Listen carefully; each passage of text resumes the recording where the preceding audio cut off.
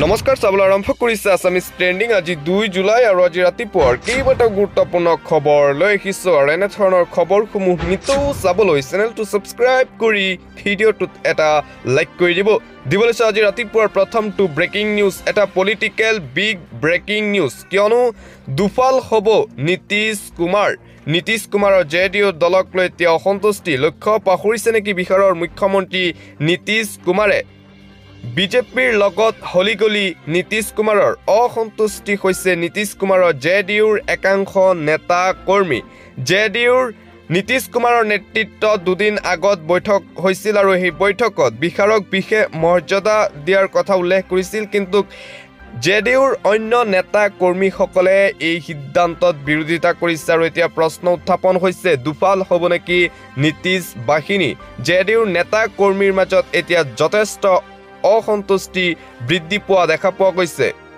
দিবলৈ চান এটা ব্ৰেকিং নিউজ 48 ঘণ্টাৰ ভিতৰত ভয়াৱহ হ'ব অসমৰ বান পৰিস্থিতি ৰাজ্যৰ মুখ্যমন্ত্ৰী ডক্টৰ হিমন্ত বিশ্ব শৰ্মাৰ 31টাকৈ ডাঙৰ নিৰ্দেশ অসমৰ শেহতীয়া বান পৰিস্থিতিক লৈ যোৱা নিশা জনতা ভৱনত সংবাদমেল অনুষ্ঠিত কৰিছিল বান পৰিস্থিতিক লৈ ৰাজ্যৰ মুখ্যমন্ত্ৰীগৰাকীয়ে ৰাজ্যত প্ৰলয়নকাৰী বানৰ সংহাৰী ৰূপ 14 জিলাৰ 698খন গাঁও বানৰ কবলত বান পৰিস্থিতিক লৈ বতৰ বিজ্ঞান কেন্দ্ৰই জাৰি কৰিছে হাই এলাৰ্ট 698খন গাঁও প্লাবিত হৈছে প্ৰলয়নকাৰী বানত 2,76,000ৰো অধিক লোক ক্ষতিগ্ৰস্ত উত্তৰ লখিমপুৰৰ 21,000 পৰিয়াল বানৰ কবলত কাজিৰঙাৰ 233টা ফৰেষ্ট চেক পোষ্টৰ ভিতৰত 95টা চেক পোষ্ট বানৰ কবলত বান পৰিস্থিতিৰ বাবে কাজিৰঙা হৈ চলিব নোৱাৰিব কোনো ট্ৰাক ব্যক্তিগত বাহন নাইট ছুপাৰ আৰক্ষীয়ে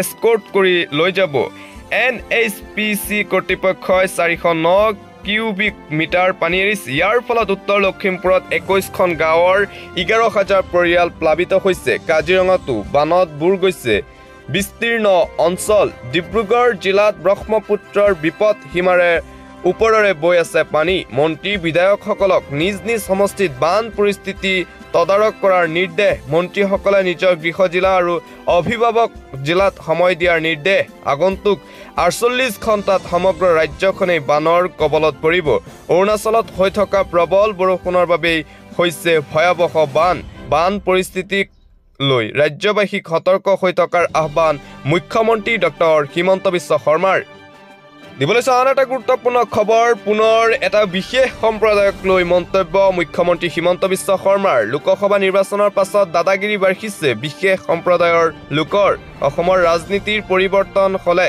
থাকিব নোৱাৰা হ'ব অসমীয়া লোকসভা নিৰ্বাচনৰ সামান্য পৰিৱৰ্তনেহে সাহস বঢ়াইছে বিশেষ সম্প্ৰদায়টোক ডাঙৰ পৰিৱৰ্তন হলে থাকিব নোৱাৰা হ'ব ৰাজ্যবাসী সংখ্যালঘু অধ্যুষিত অঞ্চলত খিলঞ্জীয়াৰ ওপৰত আগ্ৰাসন চলাইছে বিশেষ সম্প্ৰদায়ে 2-3টা সমষ্টিত এইবাৰ কংগ্ৰেছে ভোট বেছি পাইছে মাত্ৰ 2-3টা সমষ্টিত কংগ্ৰেছে ভোট অধিক পোৱাৰ পাছতে উৎপাত বাঢ়িছে বিশেষ সম্প্ৰদায়ৰ লোকৰ লোকসভা নিৰ্বাচনৰ পাছত দাদাগিৰি বাঢ়িছে বিশেষ সম্প্ৰদায়ৰ পুনৰ বিশেষ সম্প্ৰদায়ৰ প্ৰসংগত মুখ্যমন্ত্ৰী ডক্টৰ হিমন্ত বিশ্ব শৰ্মাৰ এই মন্তব্য আন এটা ব্ৰেকিং নিউজ ৰাহুল গান্ধীয়ে কপালে লোকসভাৰ সদন মুখ বন্ধ ৰজাঘৰীয়াৰ বিজেপিৰ মুখ বন্ধ কৰিলে ৰাহুল গান্ধীয়ে সংবিধান হাতত লৈ ৰাহুল গান্ধীয়ে কপালে সদন প্ৰধানমন্ত্ৰী মোদীক তীব্ৰ সমালোচনা বিৰোধীৰ দলপতি ৰাহুল গান্ধীৰ দলিত সৰ্বসাধাৰণৰ অধিকাৰ খৰ্ব কৰাৰ অভিযোগ ৰাহুল গান্ধী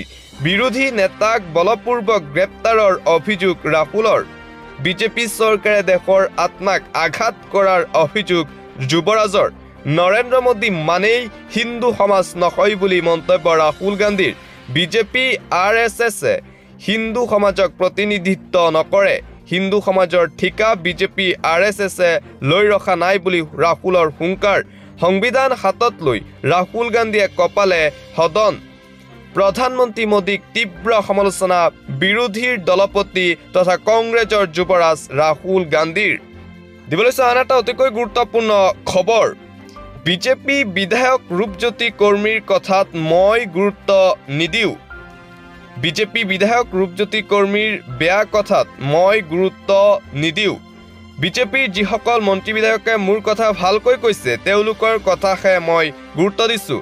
মন্ত্ৰী ৰঞ্জিত দা, বিধায়ক সিদ্ধাৰ্থ ভট্টাচাৰ্য, বিধায়ক মৃণাল শইকীয়াৰ কথাহে মই গুৰুত্ব দিছোঁ। মই ভাল কথাবোৰতহে মন দিছোঁ, বেয়া কথাত গুৰুত্ব দিয়া নাই মই। মন্তব্য কংগ্ৰেছৰ যোৰহাটৰ সাংসদ গৌৰৱ গগৈৰ। পুনৰবাৰ গৌৰৱ গগৈয়ে ৰূপজ্যোতি কৰ্মীৰ সন্দৰ্ভত এইদৰে মন্তব্য কৰে। দিব লৈছে এটা ভাল খবৰ। বানৰ মাজতে ৰাজ্যৰ লাখ লাখ মহিলাৰ বাবে ভাল খবৰ। নাৰী সবলীকৰণৰ বাবে চৰকাৰে গ্ৰহণ কৰিছে বৃহৎ পদক্ষেপ। আজিৰে পৰা আৰম্ভ হৈছে আবেদন প্ৰক্ৰিয়া। এই আঁচনিৰ জৰিয়তে মহিলাসকলে কৰিব পাৰিব ব্যৱসায়। ইয়াৰ বাবে মহিলাসকলে স্বনিৰ্ভৰ নাৰী পৰ্টেলত কৰিব লাগিব এপ্লাই। কিদৰে কৰিব এপ্লাই এই আঁচনিৰ বাবে? ইয়াৰ বাবে মহিলাসকলক লাগিব 4বিধ নথিপত্ৰ, ডকুমেণ্টছ লাগিব 4টা। GST পঞ্জীয়ন প্ৰমাণপত্ৰ, পান কাৰ্ড, উদ্যম পঞ্জীয়ন নম্বৰ, অন্যান্য আনুষংগিক নথি। swanirbhar.assam.gov.in জৰিয়তে কৰিব পাৰিব এপ্লাই। 31 জুলাই আবেদনৰ অন্তিম তাৰিখ।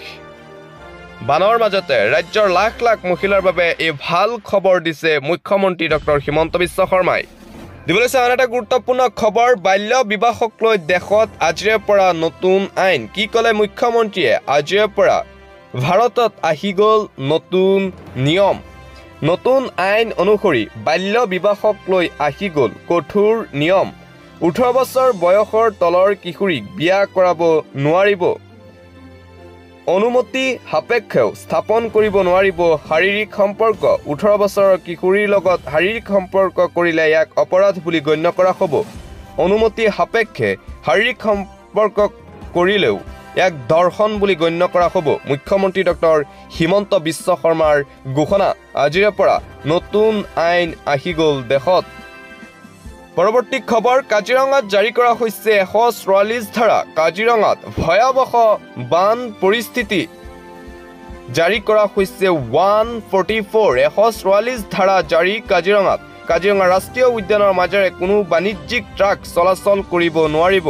সকলো যাত্ৰীবাহী বাহন আৰক্ষী আৰু বন কৰ্মচাৰীয়ে নিৰ্দেশত থাকিব। উজনি অসমলৈ যোৱা বাণিজ্যিক ট্ৰাকসমূহে যাব নোৱাৰিব। কাজিৰঙা হৈ নাগালেণ্ডলৈ যোৱা বাণিজ্যিক ট্ৰাক নগাঁও হোজাই কাৰ্বি আলং পথেৰে চলিব লাগিব।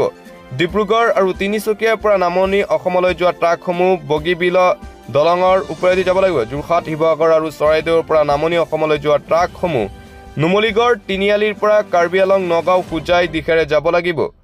বান পৰিস্থিতিৰ বাবেই জিলা প্ৰশাসনৰ তৰফৰ পৰা দিয়া হৈছে এই নতুন নিৰ্দেশনা। কাজিৰঙাত 144 ধাৰা জাৰি কৰা হৈছে প্ৰশাসনৰ ফালৰ পৰা বান পৰিস্থিতিক লৈ। অন্য এটা খবৰ। বিশ্ব জয় কৰা MM ফাইটাৰে গ্ৰহণ কৰিলে ইছলাম ধৰ্ম। বিশ্ব জয় কৰা MM ফাইটাৰে গ্ৰহণ কৰিলে ইছলাম ধৰ্ম। ইছলামৰ প্ৰতি আকৰ্ষিত হৈ গ্ৰহণ কৰিলে এই সিদ্ধান্ত। ৰাছিয়াৰ বিখ্যাত MMA ফাইটাৰ জেফছ মনছনে গ্ৰহণ কৰিলে ইছলাম। মস্কোৰ এটা মছজিদত গ্ৰহণ কৰে ইছলাম ধৰ্ম। ইছলাম গ্ৰহণ কৰিয়েই আদায় কৰিলে নামাজ। ইছলামৰ আদৰ্শই মোৰ মনোভাৱ সলনি কৰিছে।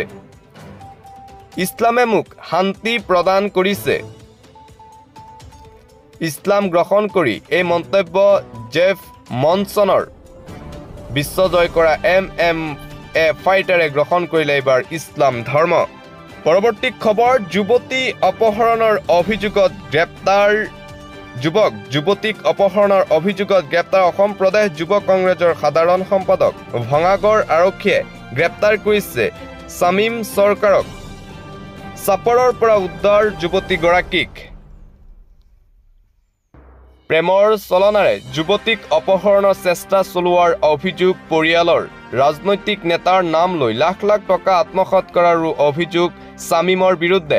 চাকৰিৰ নামতো বহু নিবনুৱাৰ পৰা ধন সংগ্ৰহ কৰিছিল শামীমে। পূৰ্বতেও ধন লৈ ৰাজহুৱা স্থানত মহিলাৰ ৰোষত পৰিছিল এই নেতাগৰাকী। ভাইৰেল হৈছিল কেইবাটাও ভিডিঅ'। আৰু গ্ৰেপ্তাৰ কৰা হৈছে কংগ্ৰেছৰ এই সাধাৰণ সম্পাদকগৰাকীক।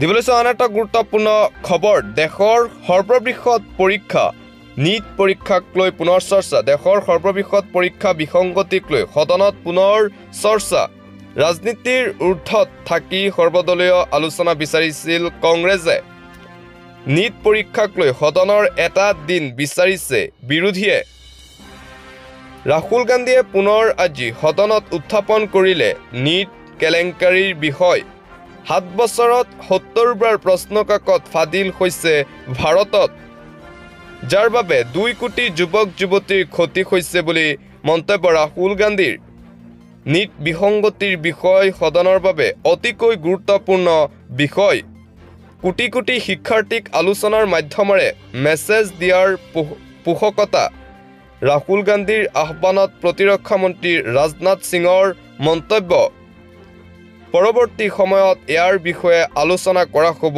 সদনত বিৰোধীয়ে প্ৰতিটো বিষয়ত চৰকাৰক প্ৰশ্ন কৰিব পাৰে সদনৰ নিয়মাৱলী মানি বিষয়বোৰ উত্থাপন কৰাৰ আহ্বান ৰাজনাথ সিঙৰ দেশৰ সৰ্ববৃহৎ পৰীক্ষা বিসংগতিক লৈ ৰাহুল গান্ধীয়ে এইদৰে মন্তব্য কৰে সদনত দিবলৈ ক্ৰীড়া জগতৰ এটা খবৰ পুনৰ ভাৰতৰ হাতত পৰাস্ত সাউথ আফ্ৰিকা ভাৰতৰ হাতত টি20 বিশ্বকাপৰ পাছত মহিলাৰ সৈতে টেষ্টত পৰাজয় দক্ষিণ আফ্ৰিকাৰ দল চেপকত অনুষ্ঠিত হোৱা টেষ্টত পৰাজয় সাউথ আফ্ৰিকাৰ টি20 বিশ্বকাপৰ পাছত ভাৰতৰ হাতত দক্ষিণ আফ্ৰিকাৰ আন এক পৰাজয় একমাত্ৰ টেষ্টত দক্ষিণ আফ্ৰিকাক 10 উইকেটত পৰাস্ত কৰে ভাৰতীয় মহিলা ক্ৰিকেট দলে ভাৰত দক্ষিণ আফ্ৰিকাৰ মাজত চেন্নাইত অনুষ্ঠিত হৈছিল একমাত্ৰ টেষ্ট মেচ প্ৰথমে বেটিং কৰি 603 ৰান সংগ্ৰহ কৰিছিল ভাৰতে তাৰ পাছত ইনিংছ ঘোষণা কৰিছিল